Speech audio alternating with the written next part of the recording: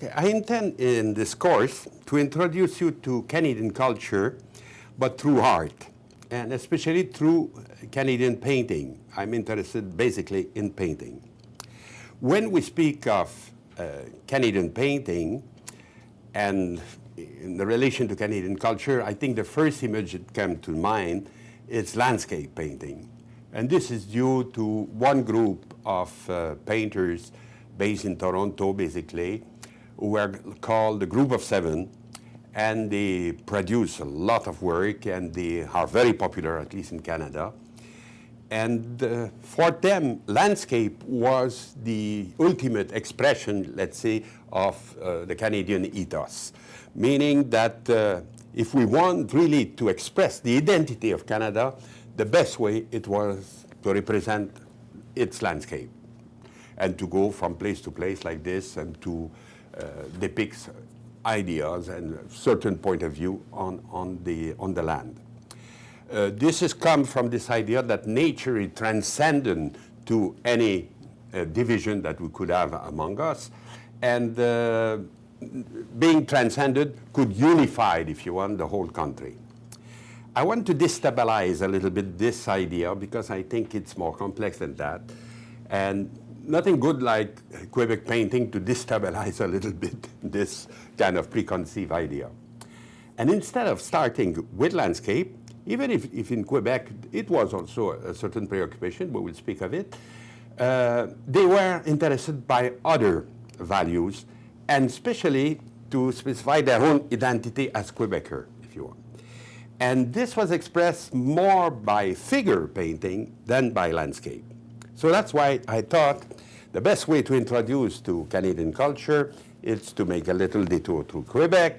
And then in Quebec, if you want to understand the main values, the main way to identify yourself as a people, there was this idea of going back to the figure. And especially, I would say the figure not so much as individual, not so much portrait of individual, but more as type, if you want. And there's three preoccupations I think that we could concentrate on. The first one is, of course, the religious one. There was a lot of painting devoted to a religious figure in the early painting of Quebec, if you want, and of Canada, of course, also. Preoccupation with inner life, with how you define your values, you see, through religion, and especially in Quebec, through Catholicism. And at the same time, you have a certain movement of detachment from religion, from, let's say, the power of the church. And at the same time, you have also a more interest in, I would say, inner life. And this we will see how it developed, especially in Quebec, from, let's say, one pole where religion is very well defined, but is imposed from exterior, if you want, from outside, and not so much internalized in a way. And on the contrary, this movement of detachment of religion that will create, let's say, an interest more in spiritual values, if you want, in inner value, but not specifically in religious one. This is the first preoccupation. The second one will bring us a little bit to landscape, but I will rather speak of territory, of the land itself. And then it's the preoccupation to define Quebec, even to the point of suggesting it to separate it from the rest of Canada. You know, there's political trends that we call separatism, or let's say this kind of Quebecois souveraineté idea, that in which the land itself will belong to Quebecers and will be detached from the rest of Canada. And in the same way, like we spoke before about the religion, you have also in Quebec a tendency toward more universality, more openness to the rest of Canada and to the rest of the world, and not this idea of being attached only to one land. We have an expression in French that we said we don't like l'esprit de clocher. What it means that you refer yourself only to your village with the spire, the church, let's say le clocher, that's the spire of the church, dominating everything. A little bit, if you want, a ghetto mentality. Never forget that any Québécois, there's always a little bit of coureur des bois. The coureur des bois is somebody that leave his country, go to have adventure all over the place in Canada and United States, everywhere, got even acquainted with some Indians, women, and there's the complete opposite of this esprit de clocher, if you want, of this ghetto mentality. It is the esprit of the coureur des bois. So that's the second preoccupation, with land, with territory. The third one is, I almost touch it now, it's with the other. And the other, by excellence, of course, is the native, is the First Nation. And then there's many questions about them. Where are they? What are our position in front of them? Are we part of them? Are they part of us? And did their destiny, let's say, will be similar to the one we have? So you see the type of question that are created from this encounter with the other. Already when I would say Canada was discovered, there were people here, and right away there was this distinction between us and the other, and all this problem of assimilation of them, or on contrary, keeping their identity and all that. So this is the third preoccupation. These three preoccupations will be translated in figure painting.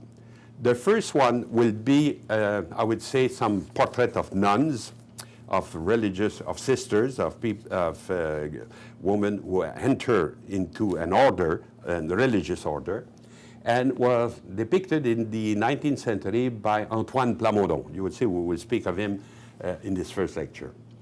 The second one was expressed by the figure, I was speaking of territory and land and all that, by the figure of the habitant. That means the one who took care of the land, the one who was involved in agriculture, if you want. And the painter that will develop this idea mostly is Suzor Côté, where we'll see in due time some of his painting and who he was and all that. And finally, dealing with the native, we will have a portrait of the Huron people. The Huron people were a very great nation. We are still quite important. We should not speak on the past. That were encountered right away at the beginning of the colony. And some of them were settled near Quebec City in Lorette. And that's where, again, our Plamondon was able to make the portrait of what he thought was the last of the Huron. But you will see this is very questionable. And so we will have three types of figure painting. The portrait of sisters, of nuns, and then portrait of habitants, and finally of natives. And we'll see in each case, there is this kind of, always this tug of war, I would say, this kind of opposition between what I would call particularism, meaning the need to define the culture by very close value, by value that are very close to us. Like, for instance, religion is certainly one, but not only religion, Catholicism, and with the church. That will be a way. The other way will be, like I said, the attachment to one specific land and with the separation of the others. And then with worries about our, what was called la survivance, and the survival of Quebec identity. Is it doomed to disappear with time, say, like it happens also we thought at the time with the natives. Are they doomed like us to disappear from anything, from the situation that we are in? So there is this particularist tendency, if you want, that will be expressed in this portrait. But also, each time you will see there is an opposite need to be more open to the world, to be less attached to territorialism, feeling the danger of that, of a kind of narrow nationalism, of racism. And also, instead of being always worry about the past, to be more worried about the future. We will see, and this this other trend, that's what I would call universalism. See? So you will have particularism trying to close the identity of people on a very kind of narrow definition, and the other will open it to the world. And this will be always the two type of problem, let's say, that we will have when we look at the situation of the expression, let's say, of the culture, of Canadian culture, with this detour by Quebec in terms of the painting. Okay, so let's start with presenting some of these figure painting, and the first one I want to speak of, like I told you, it's Portrait of Sisters.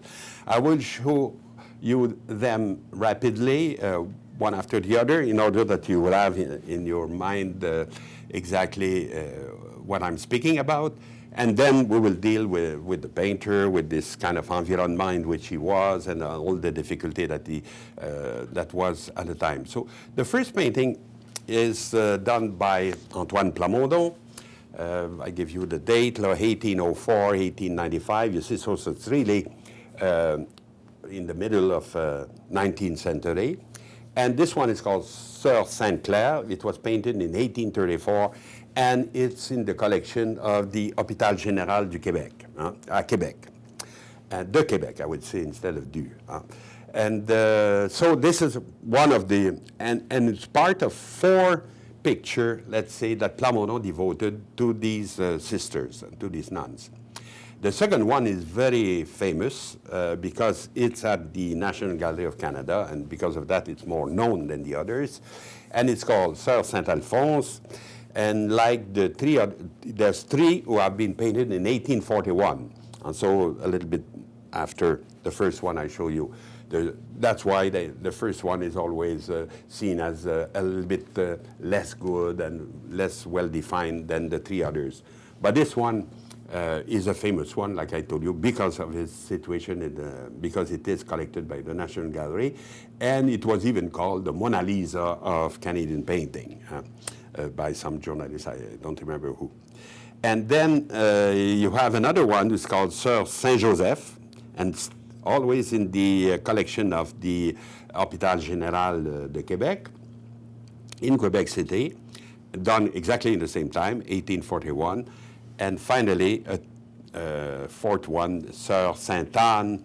You will notice that the color of her veil is different because she's just a novice and just entered in the order. So the costume was a little bit different. Anyway, we will come back on these, each one of them, toward the end of my presentation. But before that, I want to speak a little bit of who was Antoine Lamonde, what was the type of context in which he was working, and what is the relationship of Antoine Lamonde with this subject matter in particular. We don't have portrait of Antoine Lamonde of exactly the same period when he painted these sisters.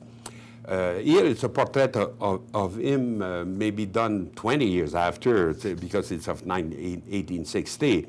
So he's a much older man, much more probably sure of himself. But Lamonde was always very, very, I would say, personality, very imposing, very sure of his talent, and bragging about this formation in Europe all the time. He was the student of Paulin Guérin, not a very famous painter, but anyway, he went to Europe and he had lessons from this painter. Always sure also of his taste in art, and I would say very tough to live with, because he not only, there was a situation of competition at the time between painters, but also because a lot of this competition was created by himself. He could not resist, I would say, to attack from time to time painters that come on his turf. He was the Quebec City painter by excellence, and didn't want to have too much people around him to compete with him, and especially as a portrait painter, and also as a specialist of religious painting for churches. So you see a little bit the type of man we are dealing with. Not an easy guy. But anyway, it's him that will paint the four nun pictures that I showed you before. He had some link with the Hôpital Général that we just mentioned. I show you a depiction of l'Hôpital Général about the time when the sisters enter there in 1843, and done by Joseph Légaré. Légaré was the teacher of Antoine Lamonde. He was his early master, if you want. They were not in good terms, I don't think so, because they had very political ideas, very different. Plamondon, when he was in France, was witness of some of the uprising against the monarchy and become very attached to the idea of monarchy. Légaré, in the contrary, was a Republican and was with a good friend of Papineau and people like that, and was, in terms of politics, let's say, both of them were very, very different. Anyway, this is a little watercolor done by Légaré showing you the building of this Hôpital Général. The Hôpital Général is not an hospital, was not, at least at the time, an hospital like we imagine them today. It was rather, I would say, kind of old people house, but with other things. They were taking there, for instance, people itinérants, people that you see, people without house that are on the street and all that. They were taking care of old people also. And for a period from 1718 to 1845, they were even responsible of the psychiatric cases. I don't know which competence they had, and it was certainly not easy at the time because you were before the time of the neuroleptic. So I don't know how they managed, but they took care also of these people. So instead of imagining an hospital, let's say, you should imagine rather an old people house or something like that, with each one having his little room there, but not specifically of being sick, let's say. Like the place when you were sick at the time to go, it was l'Hôtel Dieu and not l'Hôpital Général. And this, say for instance, I have a picture showing you the inside of it, done by James Duncan, again, watercolor. And you see one of the nuns there with exactly the same type of costume that the nuns I showed you before, dealing with two old people, with a couple of old people. And this is typical of the things that they were doing. And behind them, you see children and smaller kids, because at a certain time, I think, I don't remember exactly who he was, one of the Monseigneur, it's not important anyway, that was directing Monseigneur Saint-Vallier, yeah, directing the whole institution, permit the nuns to have what we call a pensionnat. That means to be able to give lectures or to courses to young people in order to have a new source of revenue, you know, because of course if you deal only with old people and with psychiatric cases or mental illness and things like that, that's not a great source of revenue. And it's important to signal that because the nuns, three of the nuns that we showed before, were involved in education. They were part of this thing. And so Plamondon had some link with the institution because he was teacher of art inside of the institution to the nuns themselves for a while. In 1841, when he painted these three nuns that I showed you, the three last one, he was already, I would say, employed by the Hôpital Général and giving lessons of painting to the nuns inside of the hospital.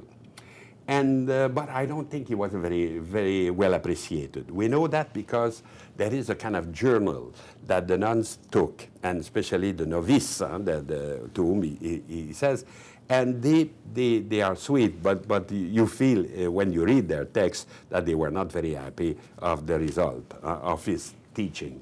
They says, for instance, ce monsieur taught us how to draw, but he never taught us how to make shade and to make volume. So as if it was just outline, you know, that he teach them, and not at all the way to create an impression of volumes by shading and by giving some perspective behind the personage. He says also he didn't want to teach us the miniature, and this we would have much liked to do, because he says this is a small thing we can do, not too much time. And in the contrary, he wanted to teach us oil painting, and he says, well, oil painting is very, very good with us because we have so many interruptions in our day, you know. Why? Because they have exercise to do at a certain time, to go to the chapel and to pray, and then they have their to take their breakfast together, and then they have other work to do in the Hôpital Général, and then so they says our time is very cut in little pieces like this, and we don't have time really to involve in oil painting, because it takes a lot of time, it takes a lot of preparation, and he says if we got inside of this, we will have finally spoiled a lot of material, and we don't want that. So you see by the text of their journal at the time, a kind of diary that they make, that Plano was their teacher, but was not a very popular one. And as a matter of fact, he was replaced at a certain time by another man who's called Victor Ernet. It's written in French, so it's Ernettete, Ernet. We don't know much about him, almost nothing, in fact. He comes from France, and he announced himself as able to teach miniature. So for the Nuns, this was fantastic. And also, he had the secret of a new, kind of a new system that he called peinture au terreum. And at first, we have no idea of what it is. There was, Morisset says, I made a lot of research. Morisset is one of the great art historians of French Canada. And he says, I made a lot of studies about that and research and find nothing. The same was repeated a little bit later by John Porter, and who knew well, or who know very well also all this period. And maybe if you go back to the Greek, if a terium could come from tereo in Greek, and tereo in Greek means to burn. And maybe it was a system, you know, where you use an iron and you put a kind of a pattern with wax, and by ironing above it, the pattern get imprint in a I would say in a cloth, for instance. And we know one decoration of an altar that is made with this process and could be an example of what he taught. Anyway, he presented himself as having a new method, let's say, to paint on cloth. And all this was very good for the young nuns there that received his lesson. And indeed, they says in their journal, we had a new professor who is very nice, who is French, and he taught us la miniature and also this new system. But we had suddenly a real problem, because his lessons were cheaper if we were able to provide him transport, because l'Hôpital Général, in fact, was a little bit outside of Quebec City at the time. You saw the little watercolor I just showed you. It's like in a country. And so Ernet was telling them, if you provide me transportation, I will charge you less for the lesson. And the nuns are always a little bit sensitive to this aspect of financial, and to be not to spend too much and to behave like they should. And he says, but the providence was good.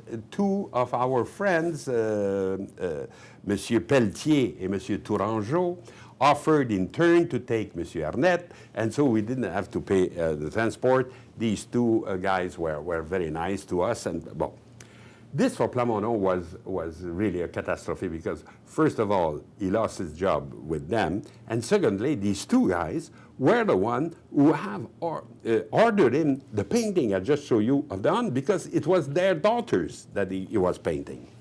So not only he lose the job, but he had also this competitor being well served by these two clients of him. So he decided to go to the attack.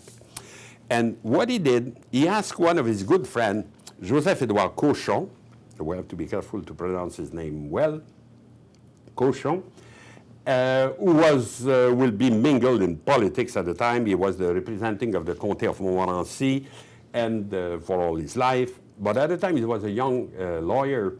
And Plamondon probably, we'll see how it's organized, but also asked him to attack this Ernet and to try to clear him up from the landscape of Quebec.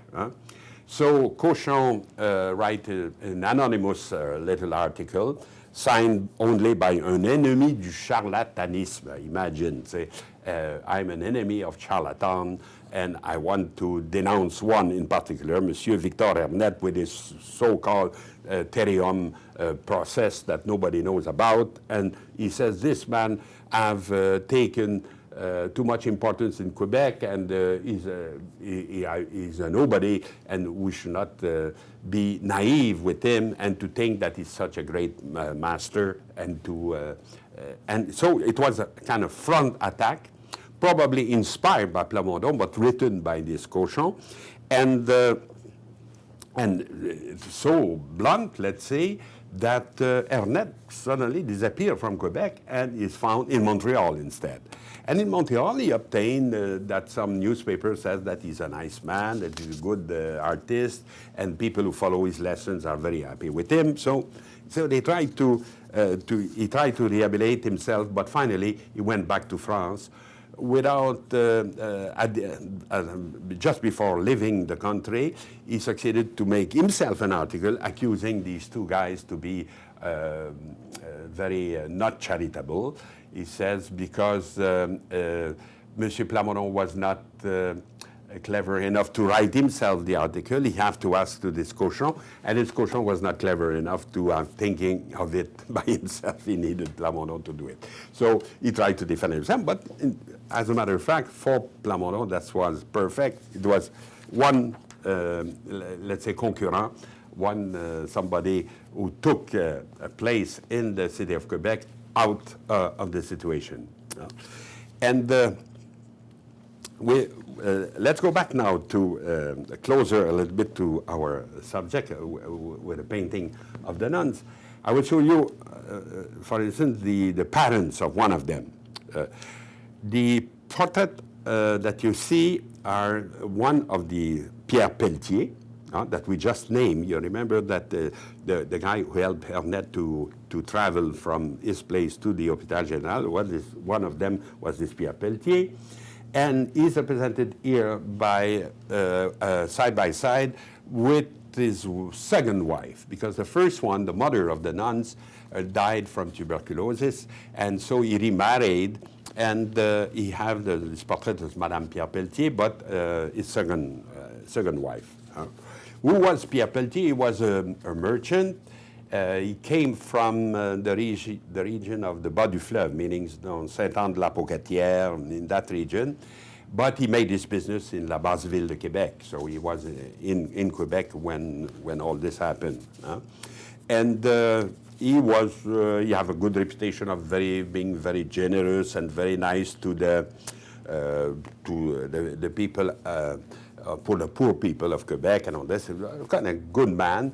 And having also in his head the idea of being very enthusiastic, let's say, if one of his daughters will become a nun. The authorship of these two paintings is a little bit problematic. The one on the left is attributed now, I think, with most certainty to Antoine Lamonde. Of course, the problem, because these paintings are not really signed, if you want, and there's always debate among art historians when you see a thing like that to his day. The portrait of Madame Pelletier was attributed, for instance, by John Russell Harper, who is a fantastic artist, Canadian art historian, which I have a lot of respect, to Plamondon first. And as you see, I propose, and not only me, but we propose now a new author possible, this James Bowman.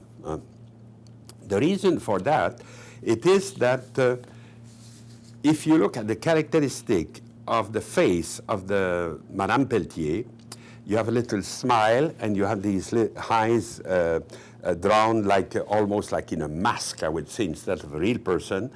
A feeling you don't have at all in the portrait of Monsieur Pelletier, who looks to you, toward you, who seems alive and who seems well detached from the background and all that.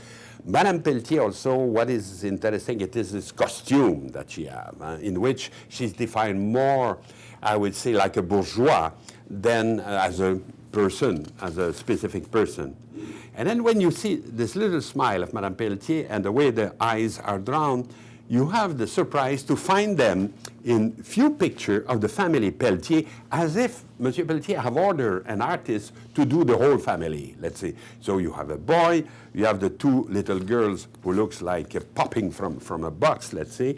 One is called Selina and the other Rosalvina.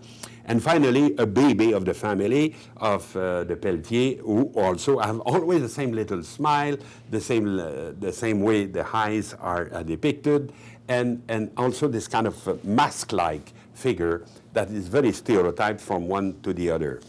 And what make really the connection between, let's say, another artist with James Bowman, it is that we have discovered one painting of him representing Cyprien Tanguay, born as a child. Cyprien Tanguay will become very known later. He will be the author of a genealogical dictionary, who is like still authoritative in Quebec today. But now he's represented as a child, and you see with the same smile, with the same type of eyes that we notice in the other. But this painting here is signed, and this is why we have attributed then the whole painting to him. The portrait of the wife, the portrait of the kids, and finally this portrait. And by hazard, I don't know why, but the family Tanguay decided to ask also Plamondon to make a portrait of her son. And so we have a portrait done of Cyprien Tanguay by Antoine Plamondon, which of course is very different in feelings and in ability. When you see the Plamondon picture in comparison with the James Bowman, representing the same child, the same subject, if you want, it is evident that Plamondon is a much cleverer painter than Bowman. So what I think what happened, it is that Monsieur Pelletier first knew about this artist and asked him to make the portrait of his family, but himself got the portrait by Plamondon. And on the other hand, Plamondon was able, let's say, to say much better portrait. Who was this Bowman? James Bowman? We know it because there's an excellent article written on him that I will follow step by step by Yves Lacasse. Yves Lacasse is now the head curator at the Musée National des Beaux-Arts du Québec in Quebec City. And he's a good scholar, and he have made research about Bowman.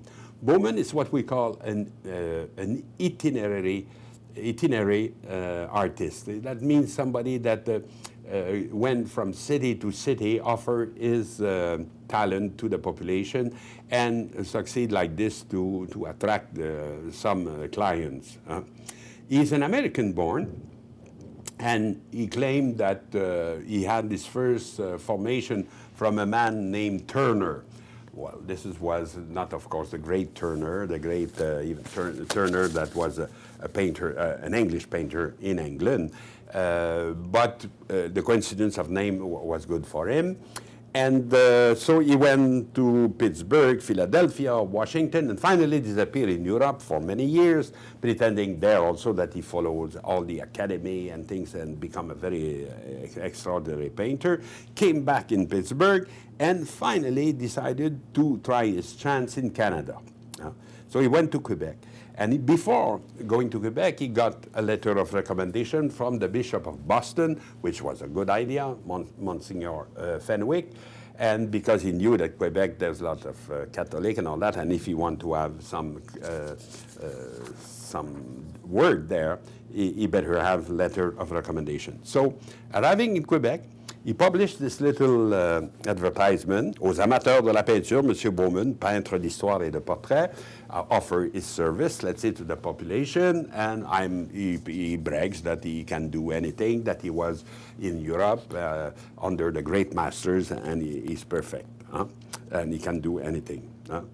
And a little bit later, he declared in the newspaper also that Mr. Bowman has among some late pieces of his work a portrait of His Excellency Lord Helmer, which he had the honor of taking a few weeks ago, and which will be seen in his above-mentioned residence with other specimens of his work. You see, this type of advertisement that they were painters at the time were publishing in the newspaper to attract clients. And the other thing that he succeeded to do with his letter, let's say, of the bishop, is to get a job at the Ursuline convent. Okay, the Ursulines are different from the Hôpital Général, from the nuns of the Hôpital Général, but they are also an important congregation in Quebec, and he succeeded to become their teacher, and the nuns, the Ursulines, were very happy to have him. They call him un Américain et bon catholique. That was important. If he was not a bon catholique, he would not have been able to get this job. And he said he showed us a portrait of the Bishop of Boston to tell us how good he was. And he taught us also oil painting. So apparently for the Ursuline, oil painting was not a problem. In the contrary, they were very happy to have lessons in oil painting. And he says he succeeded to give good advice to 4 of our nuns who became painters since, and have produced a lot of painting for their class and for the chaplain and everything. Anyway, he seems to have been quite popular there. And we have indeed a portrait done by James Bowman of the Mother Saint Henry McLaughlin, who was the superior of the Ursuline at the time. And you have, I showed you in parallel another portrait of the same superior, done by we don't know what, but probably by one of his students, one of these girls that become good in painting.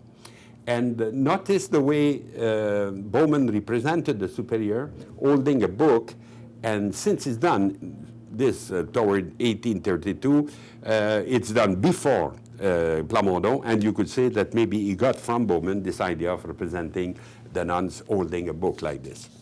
Up to now, Bowman and Plamondon don't interfere too much. There's nothing in the newspaper that could make us believe that there was some problem. But suddenly, Bowman declared that he have created a diorama, and that he invited the population of Quebec to see it.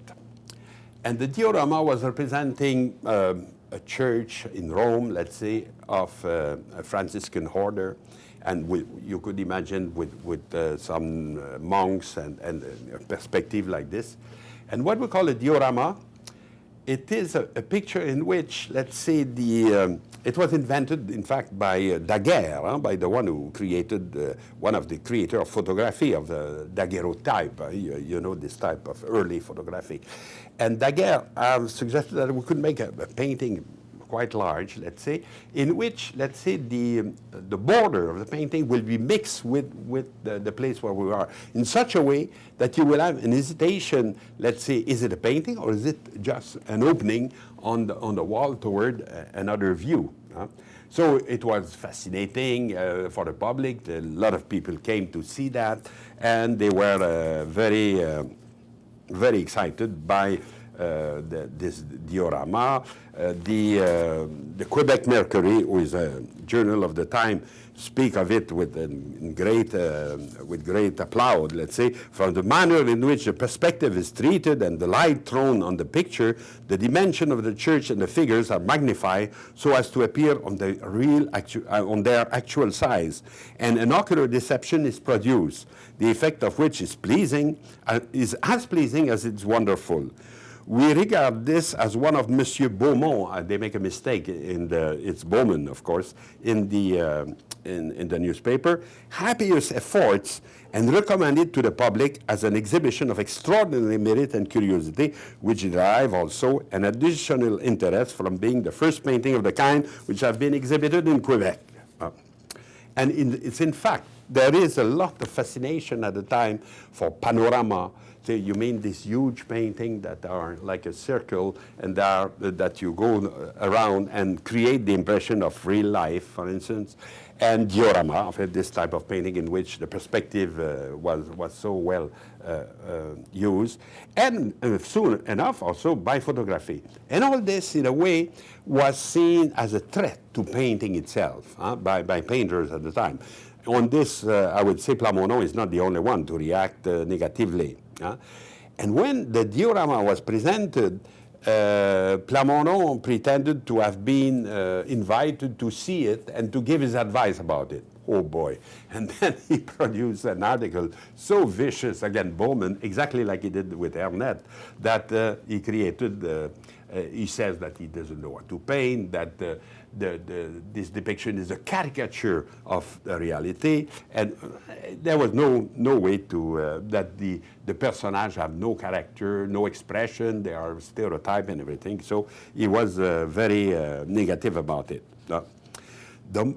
More than that, Bowman succeeded to have some orders of religious painting himself. And this was, of course, one of the most important aspects of the market of Plano. And this is another reason why he was so negative about it. Bowman did like ARTH, goes to Montreal, but not because he was afraid of Plano, but because he had a good contract from Montreal. The Sulpician in Montreal asked him to make a painting in Le Lac des Deux Montagnes, so that this was a place where they had their some missionary work to do, and the painting was supposed to represent people giving gift to the natives, and especially making at the center of the painting Monsieur Quiblier, who was the superior of the Sulpician. Quiblier is written Q-U-I-B-L-I-E-R, Quiblier. And they give him this contract. He did it. Apparently, we don't know where the painting is, but he did it. And so they were happy with him. And then they asked him to make even more painting for them. For instance, for the chapel in the new cathedral of Notre-Dame de Montréal, the big cathedral of Montreal, the side chapel would have been illustrated by some of his painting. You have an example here of a representation of Saint Roch, which is a patron of all people being very sick, for instance, with pest or with malaria or whatever. And so it's one of these paintings that have been saved of him. And apparently also he got the contract of the Way of Cross for the church. So 4 painting for the side chapel, 14 painting for the Way of Cross. So it was a very good contract. But we don't know why. In the middle of his work, he disappeared suddenly, and we heard of him in Toronto. And in Toronto, speaking of wanting to go back to Europe and all that, and we lose his track more or less in the United States after. So the Way of Cross was not finished. So the Quiblier and the Sulpician, who wanted to have done, were looking for a painter for that, and everybody says, why not Plano? You know, he's a great artist, and please ask him to do it. So that's what they did, and Plano began to make his painting. For him, he decided to make 14 painting, as it should, but with themes inspired by old masters. For instance, I show you one example here, the Deposition from the Cross, who was imitated from Simon Vouet's picture, but not directly, of course, because the painting was in France, but from probably one of the copy of this painting that I show you on the right, who is the same subject, but who is in the Church of Oka. So we could have seen that and decided to make it in a kind of horizontal format. One of the problems of this picture in particular, it is not exactly what we expect in a way of cross. There is what we call the descente de la croix, c'est-à-dire when people help to take Jesus out of the cross and bring him on ground. What we see here is the déposition de la croix. This is exactly the episode that followed the descent. First, you remove Christ from the cross, and then you put him on the ground where his mother see him and could cry. And indeed, Plano took a lot of liberty, of freedom, let's say, with the theme of the Way of the Cross. He created 8 stations that were not traditional, let's say, and of course, in the same time, he didn't create the station that was expected from him. When Quiblier saw that, he decided to refuse the Way of Cross of Plano. For him, it was a catastrophe to have worked for all this and to be refused. And he tried to defend himself. He says, I know what I'm doing. These stations of the cross that you want me to do are only traditional, are not based on scripture, for instance.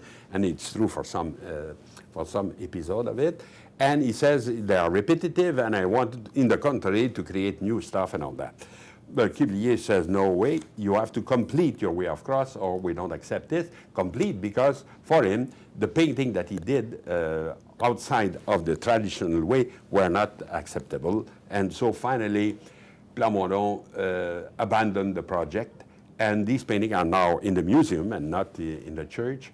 And the vicar of the time find Giovanni Silvagni, a very obscure Italian painter, not very good if I judge by this reproduction. And even if you go now to the church, you will not see his painting either. They were finally replaced by others and stuff. Anyway, so in the 2 cases of Bowman and Plano, well, they work on the project, but none one nor the other could make anything of it. So I wanted to give you this kind of background about the time, you see how it was, how Plano reacted with his competitors, and how he tried to eliminate them and to keep this turf, I would say, in Quebec City. I think it's important to have this context to understand a little bit his way of seeing things. But in fact, if we go back to our first subject of this representation of sisters done by Plano in 1841, and especially for the girls entering in the order in the Hôpital Général, it is now that you have the context, you want to understand better what was the issue here. This one was called Marie-Louise Émilie Pelletier. So she was the daughter of the Pelletier family that I showed you before. You remember the merchant with his wife and then all the kids. She was the daughter of this Pelletier. And she was not the daughter, of course, of the woman that I showed you, the wife of Pelletier, because this was his second wife, and her mother was the one who died. It was Marie-Madeleine Morin, the first wife of Pelletier. The career of this girl is very well known. We know which school she went. She was a student of the Ursulines, and showed there some talents for the arts. She was described as élégante, as gracieuse and cultivée, meaning that she was a girl coming from the bourgeoisie and know how to behave. And she have charm and things, and they says her father wanted to find her a husband by giving her the chance to meet the la crème de la crème in Quebec and all this. And as a matter of fact, we have a portrait of her done also by Bowman before she entered in the order. And it's very surprising because then you see her as dressed with a kind of necklace in, I think, in crystal, and she had these huge earrings in gold and all that. You see that she's a girl from the bourgeoisie, but apparently some of her friends went, one in the Hôtel Dieu, l'autre in the Hôpital Général. She decided to do like them and become less and less interested in life of young bourgeois, and decided to enter in the order. So it's interesting that Bowman gave us an image of her before she went to the Hôpital Général. And what happened, so these girls enter in these orders, in this religious order, make their vows, and have certain steps, let's say, to go through. But when they decide to be completely immersed in this life, in this system, if you want, then there is a contract. And it's done in front of a notary. And we know the notaire, it was Antoine Parent. And first things, you have to pay, he says to the father, you have to pay about 200 pounds, which was a lot of money in a way, for your daughter, that she will be well kept in the convent, and also 10 pounds a year after, as long as she lived there. And then the profession, what we call the profession, is the ceremony in which the young woman enter in the order, was done in front of great people, I'd say people of importance like Monseigneur Signé, with the Frère Récollet Louis Bonamy, and many people are well known at the time. Her career will be short. She will be a teacher. You remember I told you that in Hôpital Général there was a section, was a pensionnat, in which the nuns were teaching to kids, in fact. And she will teach English and good manners, because she knew, of course, what good manner was, by the family where she comes from. And but her life was short. She died, unfortunately, in February of 1846, so not much after the portrait was painted. And if you go back to the portrait, that I will just show you a little bit, you will see that she keep in her hand a little book with a red binding. This book is very important because it is the constitution of the order. That means the rules that these nuns have to follow if they want to be in the order. This is the rule of St. Augustine, that all these new orders that were created recently had to follow, let's say. But it's interesting that when you want to represent this sister, one thing that he thought that was important, it was to give her this little booklet in the hand. But you remember that Bowman did the same with Mother McLaughlin. And in fact, we could find a model of this even in previous painting in Europe, for instance, like Nicolas de Largillière, did a portrait of a nun of exactly of the same type of costume and all that. It was called Elizabeth Throckmorton, and in 1729, so much before Plano, also holding a book like this, the book of the Constitution, like we have here in the painting of Plano. The other detail is interesting also, is the little cross that she have on her chest, if you want. These crosses were done habitually by silversmith. And for instance, I show you in parallel the one done by Sasseville, and they were kept by the community. You could, for instance, one of the things that Pelletier could do was to offer to have one of the silversmith to do it, and pay for it. But also, they were not buried with this cross when they died. So the cross were kept. And indeed, in the collection of the Hôpital Général, you have a few of them. And maybe the one I show you could be one that was ordered by Monsieur Pelletier for his daughter. So again, all these details finally are quite significant. The main aspect of these portraits, it is the way, I would say, the sister is looking. Look at the direction of her eyes, and you will see that she avoids the eye of the painter. She's looking on the side a little bit like this and down. There is a whole tradition behind that of the what I would call the modesty of the look. This go back to Saint Augustine, by the way, who says that eyes are dangerous because eyes open us to bad spectacle, if you want. So a religious person should look down, should not look in fact like this of a thing that could be of disturbing or could be not nice to look at. So the modesty of the look is one of the aspects that these pictures also underline. And they even speak at the time of blind obedience. You have to follow the rules blindly if you want. We will see another example of that later in one of my courses. I will go back to that about Fernand Leduc.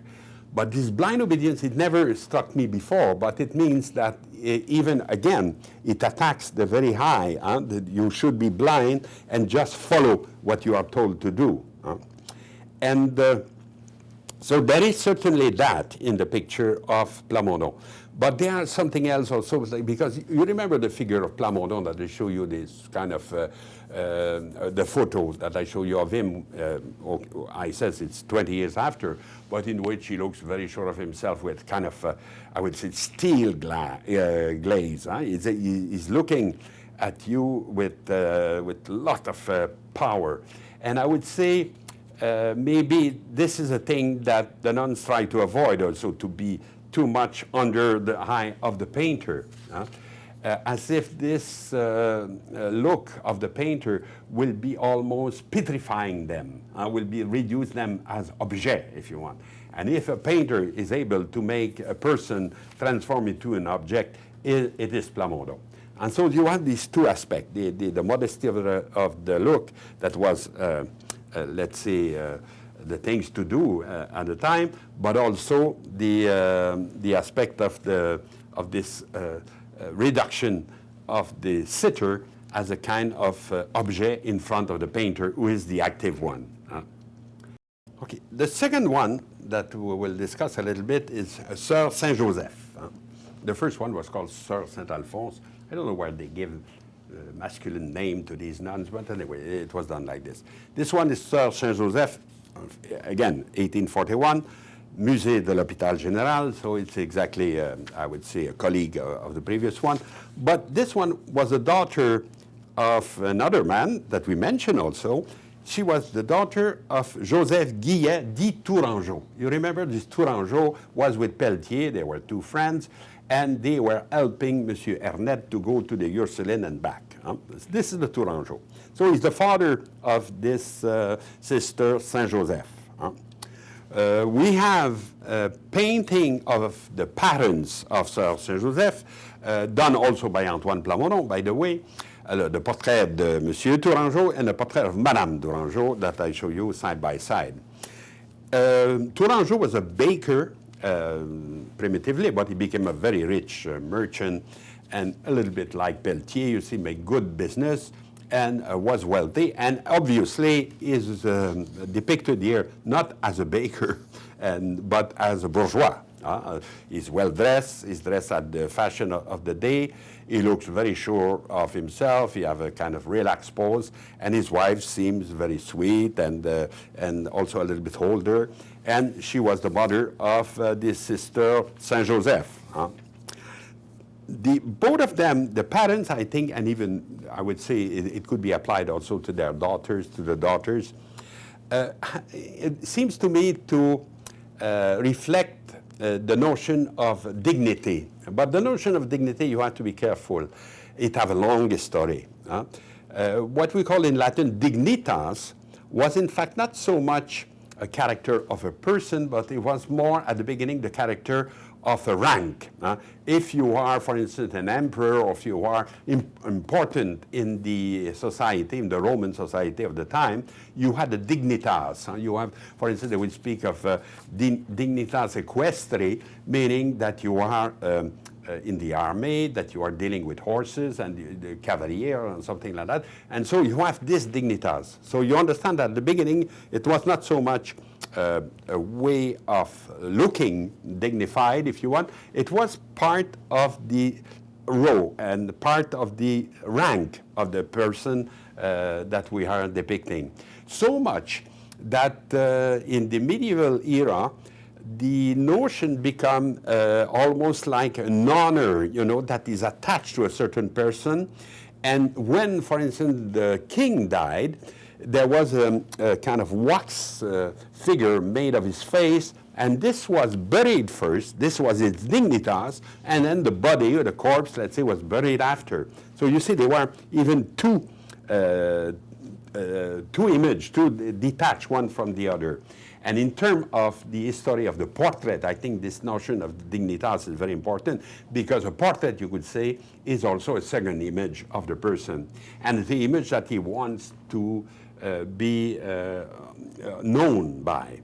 Like Tourangeau and his wife here wants to be known not as a baker working with the flour and being all dusty and all that, but as bourgeois that made it, and with proper presentation. And this could be also applied, if you want, to the girls themselves. They have a certain dignitas because they are in the religious order, and as such, they have considered having a certain rank in the society. And we know also that maybe that there was some interest in the arts in the Tourangeau family. For instance, maybe Émilie Tourangeau, one of his daughters, is the author of this copy of Michel Dessoyans de Richter, a representation of Mère Louise Soumande de Saint-Augustin, who is the first superior, let's say, of the order, and at the Hôpital Général. So de Richter was an old painter of the time of New France that made this portrait, but it was maybe copied by one of his daughters. So we know, for instance, also that Tourangeau was one of the sponsors of the little museum that Joseph Légaré created in Quebec. So these people were interested in the arts, and their daughter, getting in the order, also kept a part of this interest. In the case of Mère Saint-Joseph, it's a little bit the same thing that we had before. She didn't live much. She was also dying relatively early.